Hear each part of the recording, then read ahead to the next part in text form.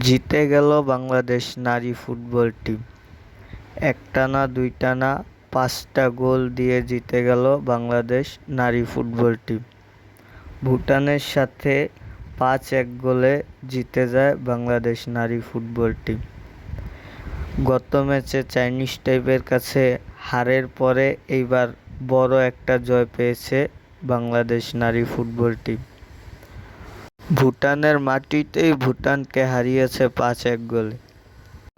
বড় একটি জয় পেয়েছে বাংলাদেশ ফুটবল টিম এবং পরবর্তী ম্যাচ যেটি রয়েছে সেটি রয়েছে 27শে জুলাই। 27শে জুলাই ভুটানের সাথে বাংলাদেশ নারী ফুটবল টিমের আরও একটি ম্যাচ রয়েছে।